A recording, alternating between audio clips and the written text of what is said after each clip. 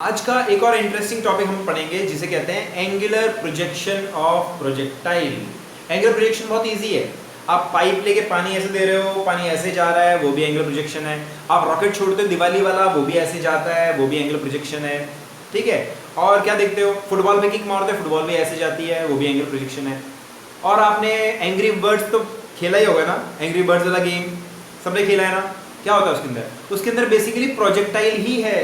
और किसी फिजिक्स वाले ने बनाया पक्का, इतने बढ़िया तरीके से उसने उसको दिखाया है कि वे मज़ा आ जाता है चीज़ों को देखते हुए, मतलब होते हुए, है ना। इतने बढ़िया तरीके से फॉल करती हैं, टकराती हैं, पैराबोलिकली जाती हैं, अलग अलग एंगल। कई बार हम एंगल को चेंज करके अपने बर्ड को फेंकते हैं, देखा होगा ना। अगर नहीं देखा तो आज एक बार फिर से खेल के देख लेना। तो टॉपिक का नाम है एंगुलर प्रोजेक्शन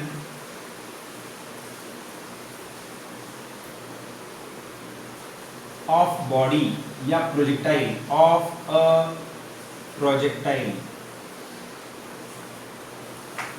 और आज की डेरिवेशन भी एटलीस्ट आपको 3 बार 4 बार करके देखनी चाहिए, रटने के लिए नहीं, समझने के लिए।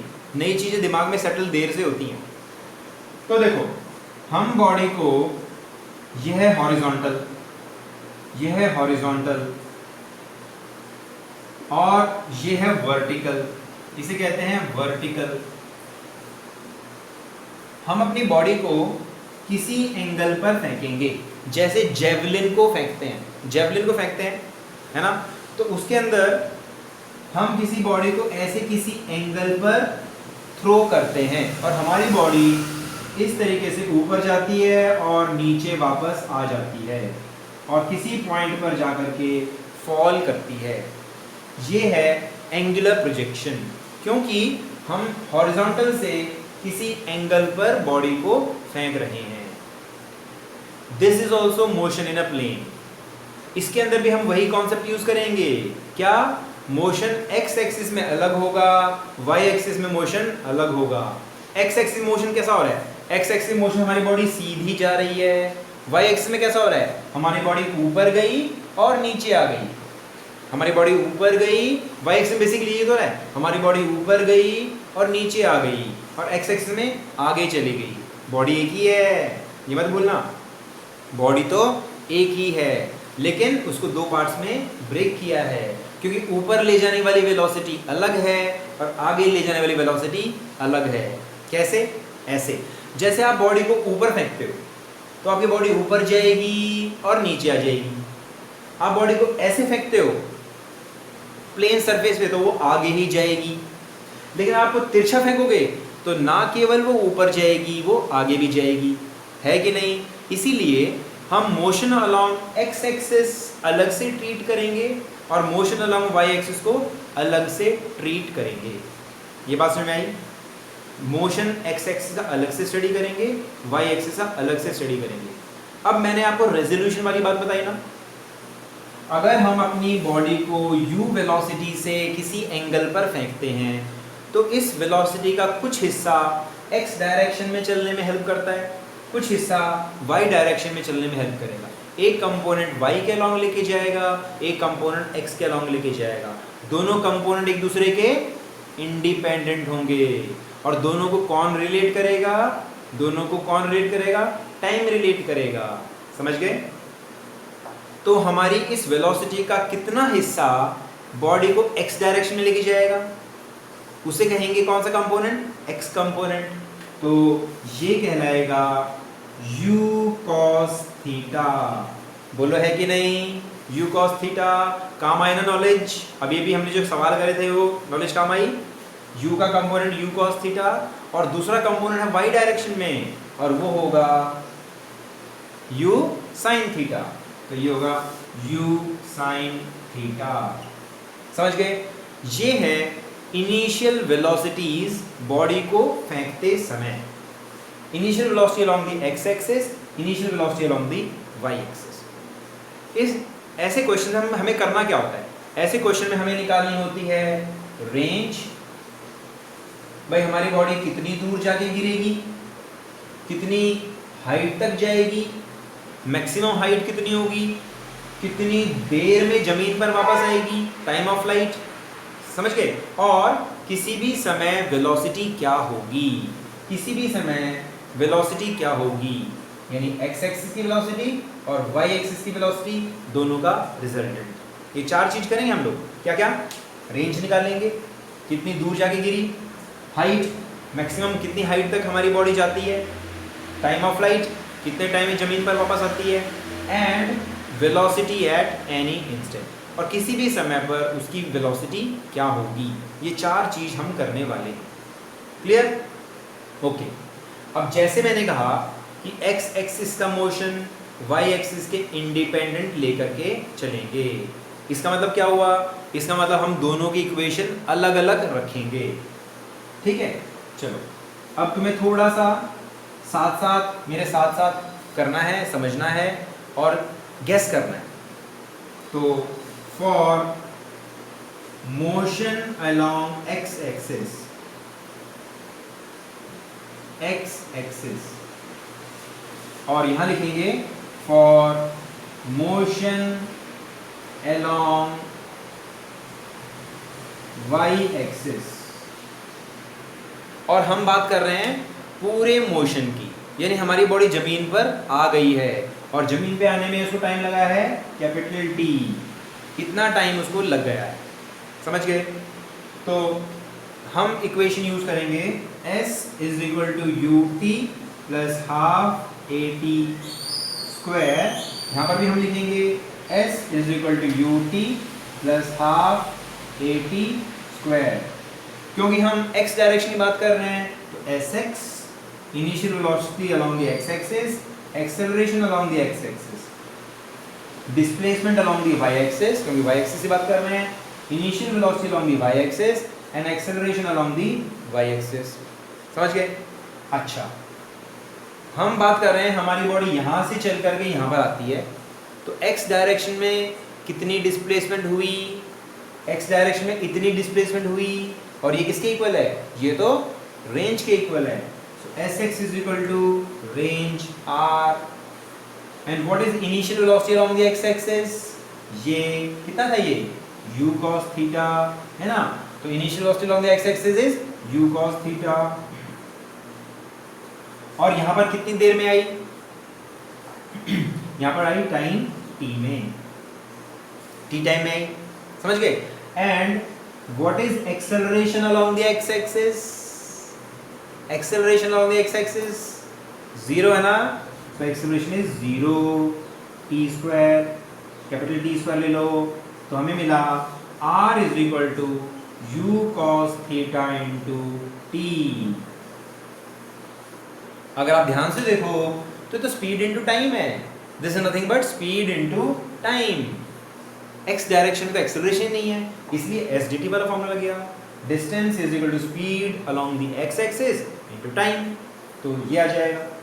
समझ गए? इजी। अब y एक्सिस की बात करते हैं। ध्यान से देखो, हमारी बॉडी ऊपर गई, y एक्सिस में ऊपर गई, नीचे आ जाती है। अब x की डायरेक्शन बात मत करो, अब ऐसे मत कहो कि हमारी बॉडी ऐसे गई। जब हम कह रहे हैं बॉडी ऐसे गई तो x में भी जा रही है और y में भी जा रही है, लेकिन हम बात कर रहे हैं motion along the y axis. इसका मतलब y एक्सिस में हमारी बॉडी का मोशन कैसा रहा? बॉडी ऊपर गई और नीचे आ गई, वहीं पर आ गई जहां पर फेंका था y डायरेक्शन में, है ना। कोऑर्डिनेट देखो, यहाँ पर कोऑर्डिनेट क्या है? यहाँ पर कोऑर्डिनेट हैं 0 0, यहाँ पर कोऑर्डिनेट कितने हैं? r एंड 0, है ना। तो यहाँ पर y डायरेक्शन में पोजीशन 0, यहाँ पर y डायरेक्शन में position 0, so what is the displacement along the y axis? 0. And what is the initial velocity along the y axis? u sin theta. So u sin theta. And what is time? Total time? Time period t. And now this plus half. What is the acceleration along the y axis? Minus g. और time कितना लेंगे? Time तो हम फिर से वैसे ही लेंगे, capital T square. समझ गए? आई बात समझ में? अब देखो, इस वाले फॉर्मूले से हमें मिला u minus u sine theta into t is equal to minus half g t square. ठीक है? तो माइनस माइनस कैंसिल, टी से टी कैंसिल, तो टी क्या बचेगा, टी आएगा 2u sin theta by g. This is time of flight. ये हमें क्या मिला, this is time of flight मिला, है कि नहीं। आगे फॉर्मूला टाइम ऑफ फ्लाइट का, total time taken to reach the ground. अब हम t की वैल्यू इसमें पुट कर देंगे तो we will get range. So range क्या होगा, r is equal to u cos theta into t, लेकिन t तो ये है, सो हम लिखेंगे 2u sin theta upon g।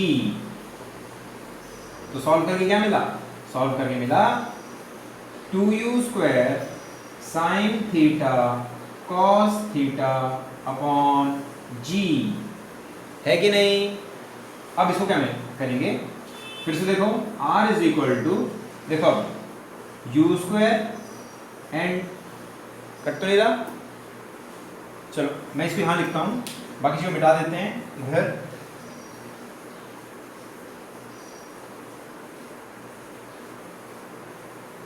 तो हमें क्या मिला, हमें मिला r range is equal to, r is equal to यहां से u square and 2 sin theta cos theta upon g and r is equal to, this is an identity है ना, ये तो आइडेंटिटी है, तो क्या मिला u square sin 2 theta upon g, this is your range.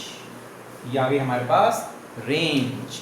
दो इंपॉर्टेंट चीज आ गई, बहुत इजी। देखो मैं फिर से, हमने मोशन x एक्सिस का लिया, y एक्सिस का अलग से लिया, इक्वेशन दोनों के लिए सेम यूज करी, sx is equal to uxt plus half axt square, यहाँ पर sy is equal to uyt plus half ayt square, कोई प्रॉब्लम नहीं। यहाँ पर हमारी इनिशियल वेलोसिटी x एक्सिस के अलोंग कितनी है, पिक्चर देखो ध्यान से देखो कि हमारी बॉडी ऐसे गई, हमने ऐसे फेंका था, उसके दो कंपोनेंट हैं, एक ऊपर लेके जाता है और एक आगे लेके जाता है। ये अगर u है तो ये वाला u cos थीटा है और ये वाला u sin थीटा है, तो u cos थीटा ऊपर लेके जाता है, सॉरी x एक्सिस के अलोंग लेके जाता है u cos थीटा। और टोटल टाइम जमीन पे आने के लिए टाइम ऑफ फ्लाइट t है, ठीक है। तो कौन सा फॉर्मूला बेटा, ये वाला फॉर्मूला, ये तो इक्वेशन में जस्ट हम वैल्यू पुट करके कर रहे हैं। मैं दोबारा से एक्सप्लेन कर रहा हूँ, ध्यान से सुनो। सो ये है velocity x axis along u cos theta, total time कितना लगा t, टाइम ऑफ फ्लाइट। अच्छा एक्सेलरेशन x के अलोंग है ही नहीं, 0, तो हमें मिला u cos theta into t, इसको हमने साइड में रख लिया, ठीक है। अब यहाँ देखो for motion along y axis के लिए हमने वही इक्वेशन यूज करी। अच्छा y डायरेक्शन में डिस्प्लेसमेंट कितनी है, बॉडी y डायरेक्शन में ऊपर गई वापस वहीं पर आ गई, इसलिए displacement along y axis is 0। अच्छा इनिशियल वेलोसिटी y डायरेक्शन में कितनी है, बताता हूँ। तो y डायरेक्शन में इनिशियल वेलोसिटी कितनी है, u sin थीटा, है ना। हमने बॉडी को ऐसे फेंका, कुछ हिस्सा उसको ऊपर लेके जाता है, तो ये एंगल थीटा था, ये वाला एंगल थीटा था, ये वाला, तो ये वाला कंपोनेंट जाएगा u sin थीटा। तो time of flight t, half, what is acceleration along the y axis, acceleration नीचे है ना, minus g, time of flight t square, okay. तो इसको सॉल्व करके हमने t निकाला, टाइम ऑफ फ्लाइट आ गया, इसकी वैल्यू हमने पुट करी रेंज में, हमने टाइम जो है ना, टाइम की वैल्यू पुट करी रेंज वाले फॉर्मूले में, यानी यहाँ पर t था ना, 2u cos theta into t, t की जगह हमने ये वाली वैल्यू पुट करी, इसको हमने ऐसे लिखा 2u square sin theta cos theta by g, फिर मैंने u स्क्वायर को अलग और 2 को साथ में ले लिया, तो मुझे मिला u square 2 sin theta cos theta by g, समझ गए, 2 sin theta cos theta by g, ऐसे आया। और फिर इसको मैंने लिखा sin 2 थीटा बाई g। तो ये आ गया हमारे पास रेंज का फॉर्मूला, टाइम ऑफ फ्लाइट का फॉर्मूला। बात समझ में आई, दो इंपॉर्टेंट चीज आ गई है, हमें मिल गई हैं, बोलो ये क्लियर हुई या नहीं हुई, ठीक है। अब हम निकालना चाहते हैं मैक्सिमम हाइट, कितनी ऊंचाई पे गई हमारी बॉडी, ओके। तो निकालते हैं relation for maximum height reached. अब ये याद रखो, टाइम पीरियड का फॉर्मूला याद रखो। अच्छा ये टाइम का फॉर्मूला है ना, इतने टाइम में हमारी बॉडी वापस ज़मीन पर आ गई। हमने बॉडी को ऐसे फेंका, हमारी बॉडी ऊपर गई, वापस आ गई। This is the maximum height. Total time तो यहाँ पर बीता ना, यहाँ पर टोटल टाइम बीता। यहाँ पर कितना टाइम बीता, यहाँ पर कितना टाइम बीता, t/2 बीता। यानी t/2 टाइम पर हमारी बॉडी कहाँ पर थी, हाईएस्ट पॉइंट पे थी, है कि नहीं। और t/2 टाइम पर हमारी बॉडी हाईएस्ट पॉइंट पर थी। ये बात क्लियर है। अच्छा, अब हाईएस्ट पॉइंट की बात कर रहे हैं तो कौन सी डायरेक्शन की बात करनी चाहिए, वाई डायरेक्शन की बात करनी चाहिए, है कि नहीं। जब हम बात कर रहे हैं हमारी बॉडी कितने हाईएस्ट पॉइंट तक गई, तो हमें कौन सी डायरेक्शन की बात करनी चाहिए, वाई डायरेक्शन की। तो अगर हम किसी बॉडी को ऊपर फेंकते हैं तो कितनी हाइट तक जाती है, कैसे निकालते हो, कैसे निकालते हो, याद आया, v² - u² 2as वाले फॉर्मूले से निकाल सकते हो। और दूसरा कोई फॉर्मूला है, और कोई फॉर्मूला है, पहले इसको यूज़ करते हैं। v² - u² = 2g 2as कह देते हैं पहले तो। अच्छा, y डायरेक्शन में वेलोसिटी कितनी होगी, y डायरेक्शन में वेलोसिटी कितनी होगी, याद रखो हमारी बॉडी की दो वेलोसिटीज, एक x के अलोंग, एक x के अलोंग, एक y के अलोंग। और कौन सी वाली वेलोसिटी घटती जाएगी, y के अलोंग वाली, तो थोड़ी कम हो जाएगी, थोड़ी कम हो जाएगी, यहाँ पर और कम हो जाएगी, और यहाँ पर आकर के केवल x की वेलोसिटी रह जाएगी, y के अलोंग वेलोसिटी 0 हो जाएगी। हाईएस्ट पॉइंट पर वेलोसिटी 0 होती है, याद आया। जब हम किसी बॉडी को ऊपर फेंकते हैं तो बॉडी हाईएस्ट पॉइंट वेलोसिटी क्या होती है, 0। लेकिन यहाँ पर x डायरेक्शन में वेलोसिटी उसकी होगी, लेकिन y डायरेक्शन में वेलोसिटी 0 होगी। हम बात तो y डायरेक्शन कर रहे हैं, हम तो बात कौन से डायरेक्शन कर रहे हैं, y डायरेक्शन की कर रहे हैं। इसलिए मैंने लिखा final velocity along the y axis, initial velocity along the y axis, acceleration along the y-axis and displacement along the y-axis. So what is the final velocity along the y-axis? 0. What is the initial velocity along x-axis? Sorry, y-axis? u sin theta है ना, u sin theta whole square. And what is the acceleration along the y-axis? -g, so -2g. And what is the displacement along the y-axis? Displacement क्या होगी, h, plus में h, नीचे से ले रहे हैं प्लस में h, तो हमें क्या मिला, u² sin² theta 2gh, h आया u² sin² theta upon 2g, ये आ गया मैक्सिमम हाइट का फॉर्मूला। समझ में आया, मैक्सिमम हाइट का फॉर्मूला। और तरीके से निकाल सकते हैं, कौन से तरीके से निकाल सकते हैं, दूसरी इक्वेशन भी यूज़ कर सकते हो। कौन सी वाली, हम ये वाली इक्वेशन भी यूज़ कर सकते हैं, s = ut + ½ at² वाली भी यूज़ कर सकते हो। डिस्प्लेसमेंट अलॉन्ग y एक्सिस लेंगे तो sy, uy, ay, और हाईएस्ट पॉइंट पे डिस्प्लेसमेंट क्या होगी, h, और इनिशियल वेलोसिटी y डायरेक्शन कितनी है, u sin थीटा। और टाइम कितने टाइम पे, हम हाफ टाइम पर है, आधे टाइम पर है। टोटल टाइम कितना है, टोटल टाइम है 2u sin theta by g, है ना। तो हाफ टाइम कितना होगा, u sin theta by g।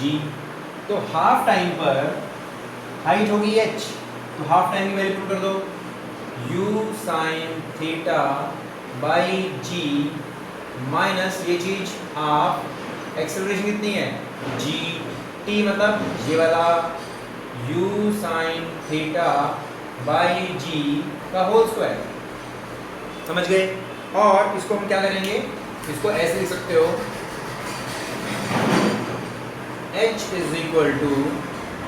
u² sin² theta by g minus, इसको सॉल्व करते हैं, 1/2 g u² sin² theta by, अच्छा g नीचे आ गया, g, ओके, ये g² है और एक g है, g से g कट गया, तो हमें मिला u² sin² theta by g minus 1/2 u² sin² theta by g। Solve करके क्या मिला, u² sin² theta by 2g।